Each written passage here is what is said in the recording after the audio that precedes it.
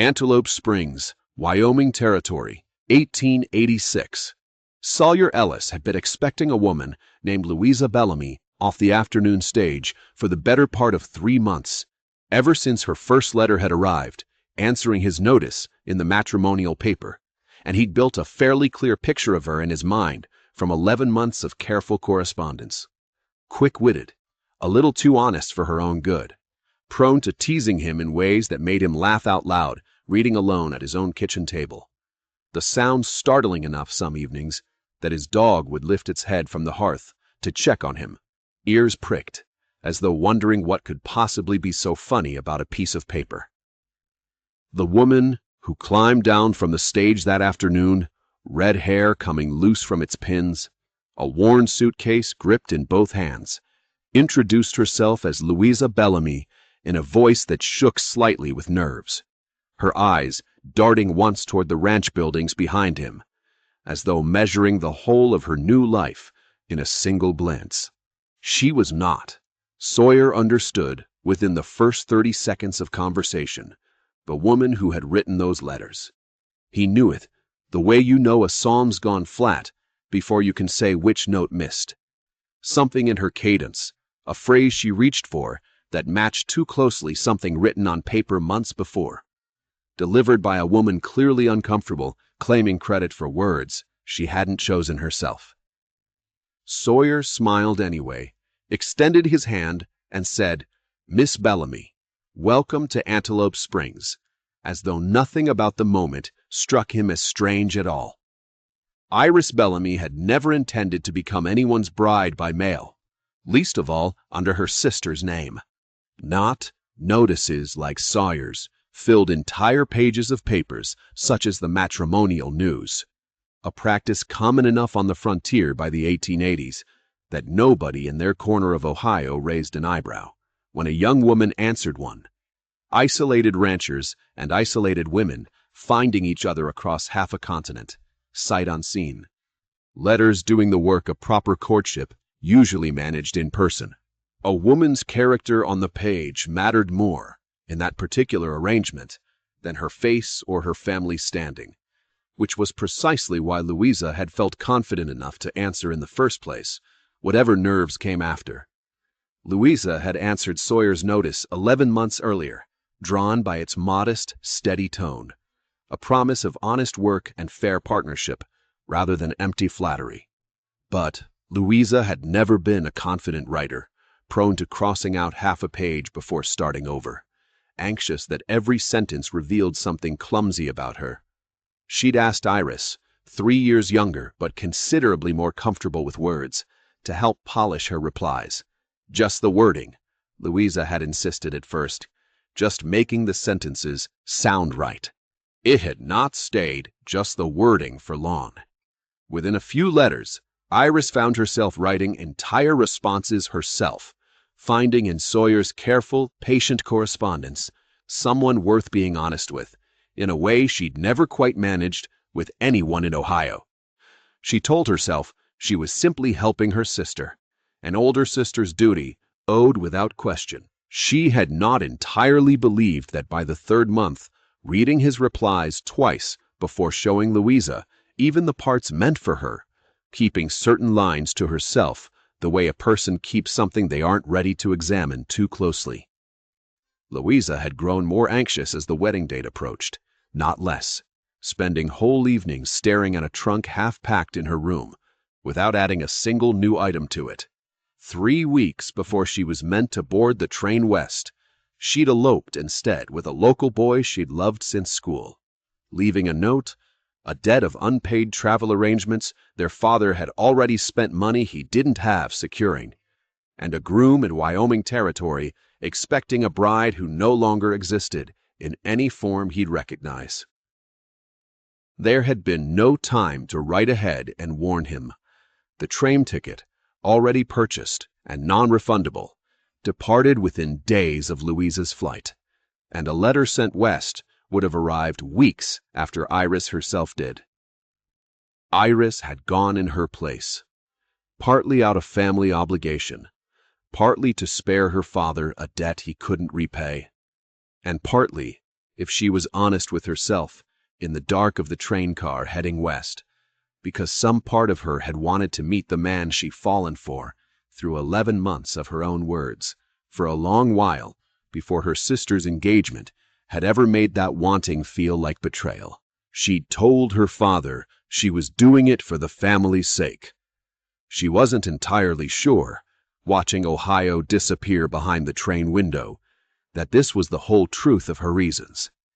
Sawyer Ellis was 29, had built the Ellis spread from 160 acres of homestead claim into a modest but respectable operation over 6 years, and had answered the matrimonial notice himself only after 2 failed local courtships had convinced him Antelope Springs simply didn't hold the kind of woman he was looking for. He hadn't wanted flattery or performance.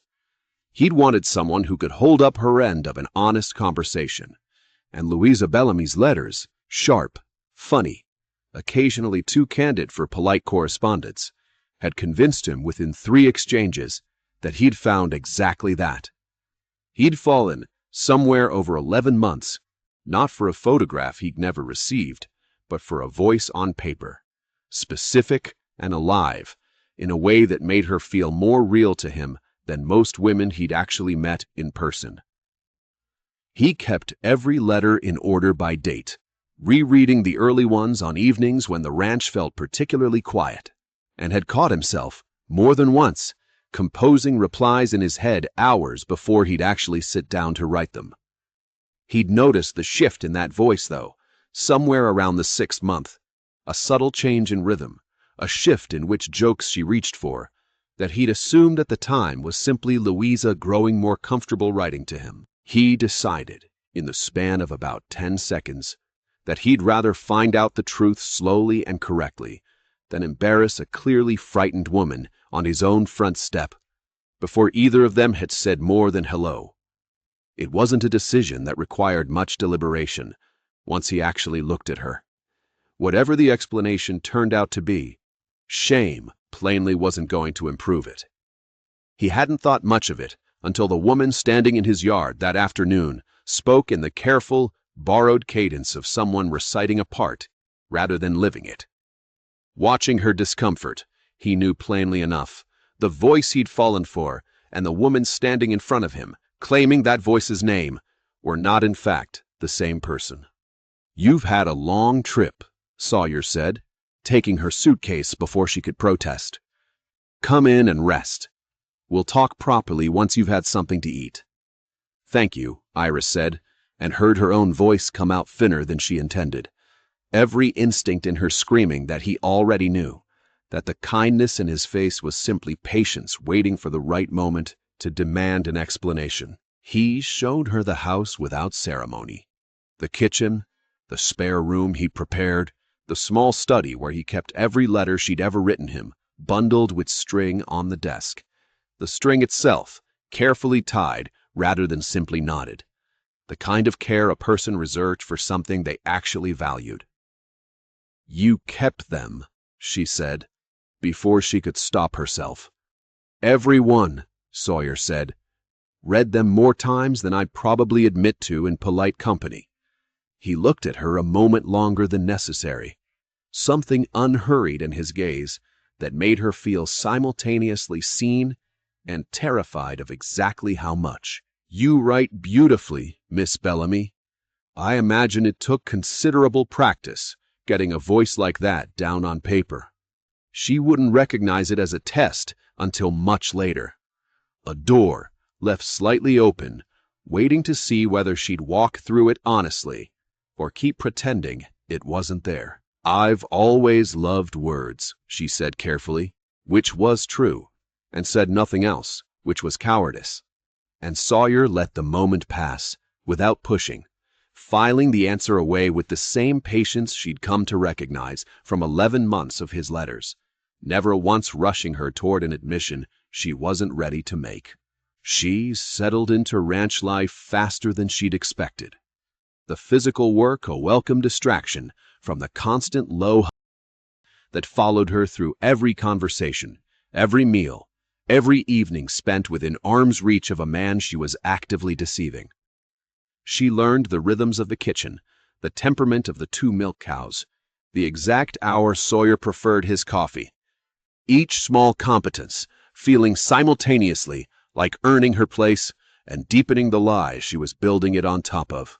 Sawyer never pushed the question of the letters again, directly, but he found small ways to test the space between the woman on the page and the woman in his kitchen, mentioning a joke from an early letter and watching her face for recognition, quoting a line back to her mid-conversation to see whether she finished the thought as she'd once written it. She passed those tests more often than she failed them, which told him plainly enough what he'd already suspected, though he said nothing yet, curious to see how long she'd carry the weight alone before trusting him with the truth. Iris found herself, despite the guilt, genuinely happy in ways she hadn't expected. Sawyer was exactly the man his letters had promised, patient and dry-humored, and entirely without the performance most men offered a new acquaintance. And she caught herself, more than once, forgetting for whole stretches of an afternoon that she was supposed to be someone else entirely, only for the guilt to return sharp and sudden the moment someone in town addressed her by her sister's name. "You've got a way of looking at the horizon, like you're deciding whether to trust it," Sawyer told her one evening, watching her from the porch step, the last light catching the loose strands of red hair around her face. "Wrote something almost exactly like that once, about deciding whether to trust a stranger's letter from clear across the country." "Did I?" Iris said carefully. "You did," Sawyer said, and let the silence after that sentence do the rest of the talking. "Wrote something almost exactly like that once, about deciding whether to trust a stranger's letter from clear across the country." "Did I?" Iris said carefully. "You did," Sawyer said, and let the silence after that sentence do the rest of the talking. "This story's already found its way to places I never imagined when I sat down to write it. Brazil, Nigeria, India, the Philippines, corners of the world I'm only starting to learn the names of. If Iris and Sawyer are keeping you good company tonight, a like helps more than you know. Tell me where you're watching from. I read every comment. Now, a man with his own reasons for wanting Sawyer's ranch to fail is about to find out the truth about the Bellamy bride, and he intends to use it."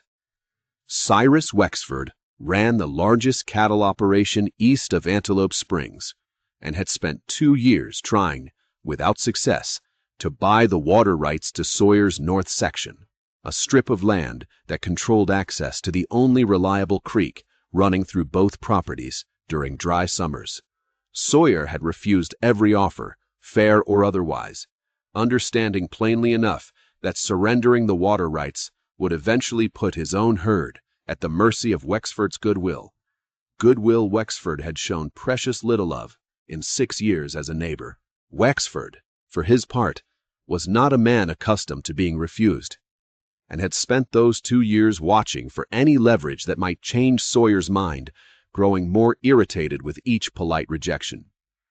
He found it through a business contact in Ohio, a grain buyer who happened to mention in an entirely unrelated letter about freight prices that the Bellamy girl everyone in her hometown had expected to marry a Wyoming rancher had instead eloped with a local boy that spring.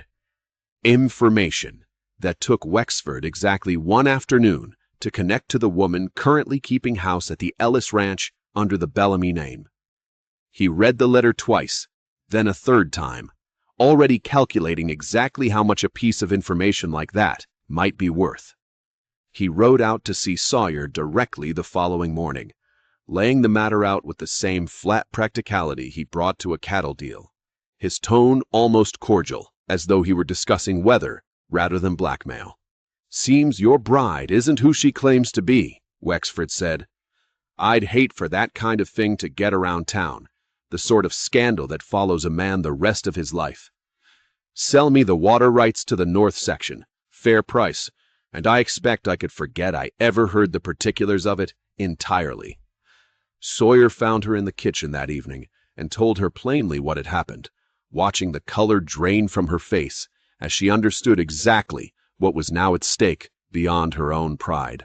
"He wants the water rights," Sawyer said, "and he's willing to ruin your name in this town to get them, whether or not I ever hand them over.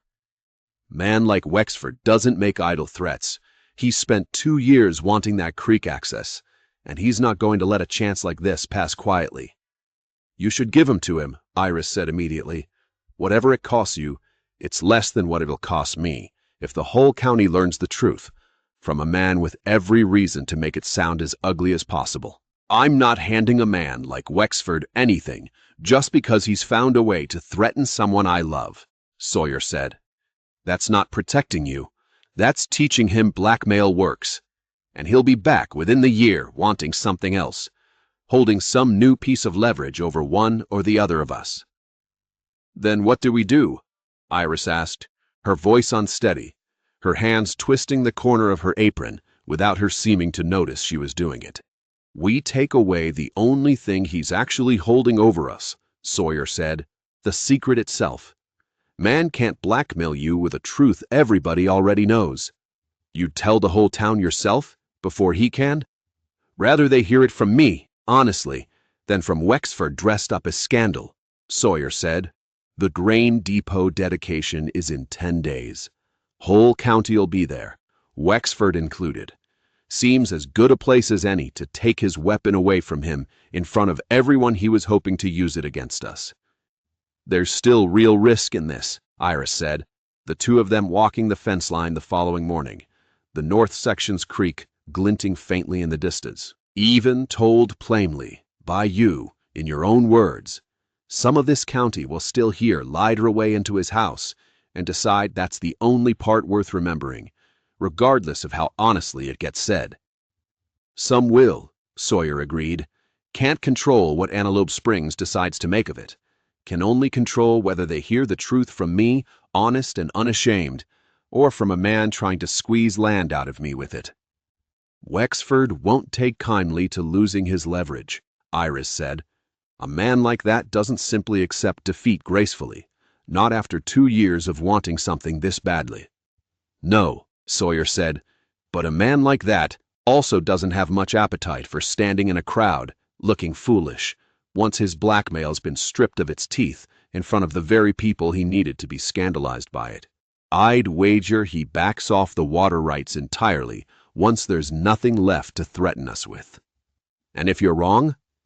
"Then we deal with Wexford as a straightforward land dispute, same as any other rancher fighting over creek access," Sawyer said. "That's a fight I know how to have.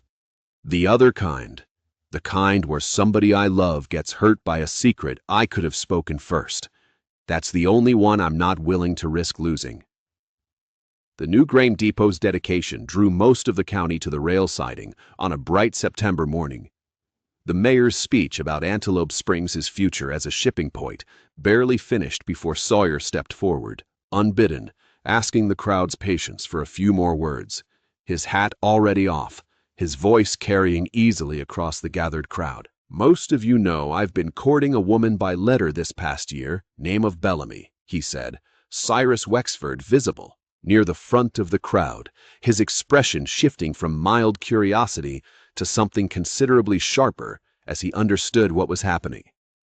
"What most of you don't know is that the woman standing beside me is named Iris, not Louisa, and every word and every letter that won my affection came from her hand, not her sister's, even under a name that wasn't rightfully hers to use. I'd rather you hear the truth of that from me plainly than piece it together from gossip, or worse, from a man looking to profit from my silence about it." He looked directly at Wexford as he said the last part, letting the accusation land without needing to name it outright, the rancher's face going rigid as every eye in the crowd followed Sawyer's gaze toward him. "I intend to marry her regardless of which name got her here," Sawyer continued, "and I'd like this town to know exactly who they're welcoming, rather than leave that knowledge sitting in anyone's pocket as a debt to be called in later." The silence that followed lasted only a moment, for Mrs. Pruitt herself, of all people, began clapping, and the room followed her lead with the relief of a crowd grateful to be told plainly what to think, instead of left guessing. Wexford, finding nothing left worth threatening, turned and walked back toward his own wagon without a word to anyone. He didn't even try to argue, Iris said afterward, still catching her breath from the speech and the crowd's reaction both, her hand still resting where his had held it. Just left. Nothing left for him to argue with, Sawyer said. Man deals in leverage, not conviction. Take away the leverage, there's not much fight left in him. You didn't have to hand him that kind of defeat in front of the whole county, Iris said. You could have simply told the truth quietly and let the water rights dispute play out separately. Wasn't going to let you spend the rest of your life waiting for the truth to catch up with you, Sawyer said, and wasn't going to let a man like Wexford believe threatening a woman I love was ever going to work on me. Seemed worth handling both matters plainly, in the same afternoon. I don't know how to thank you properly for that, Iris said, meaning every word of it, her voice thick with an emotion she didn't try to hide anymore. Marry me properly under your actual name, Sawyer said, and we'll call the whole matter even, once and for all, no debts left owing on either side. I'm ready, Iris said. I've been ready since somewhere around the 6th month of letters, if I'm honest. Long before I ever had the courage to admit it out loud to anyone, including myself, in the quiet of my own room back in Ohio. They married that autumn, with Mrs. Pruitt herself insisting on helping arrange the flowers, having apparently decided, somewhere in the intervening weeks, that a woman bold enough to write letters that good deserved a proper wedding, regardless of which name she'd arrived under. Half the county turned out that day, several of them admitting afterward, with the good-natured relief small towns eventually find for a scandal that resolved well, that they'd suspected something was slightly off about the Bellamy correspondence for months, without ever quite putting a name to their suspicion. Wexford never raised the matter of the water rights again, having lost, along with his leverage, most of his appetite for a fight he could no longer win by threat alone. Though he did eventually offer a fair price for a smaller parcel of unrelated grazing land nearby, which Sawyer sold him without complication, the two men settling into the ordinary, unfriendly, but workable relationship of neighboring ranchers, with no further scores to settle.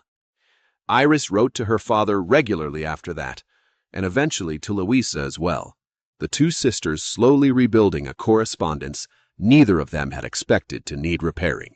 Louisa's own letters, growing steadily warmer once she understood her sister had found real happiness rather than resentment in the arrangement she'd fled behind her. Sawyer kept the bundle of letters on his study desk, exactly where it had always sat, and added to it steadily over the following years. Notes left on the kitchen table, replies to letters from her own sister, small, honest observations Iris still couldn't help writing down, even when the person she meant them for was standing in the very next room, a habit neither of them ever saw much reason to break. There's a detail in this one that I keep coming back to, and it's not the letters or the confession. It's that Sawyer never once asked Iris to explain herself before he'd already decided who she was to him. Most of us wait for the explanation first. We want the facts lined up, the story verified, before we decide whether someone deserves our trust. Sawyer just decided the woman across the table was worth believing in before he had all the facts, and let the facts catch up on their own time.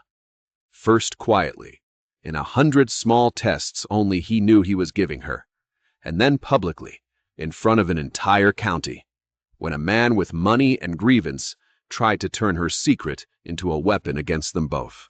Matrimonial correspondence put a great deal of weight on words alone, sight unseen, in an era when a woman's letters might be the only honest thing a stranger 1,000 miles away ever got to know about her.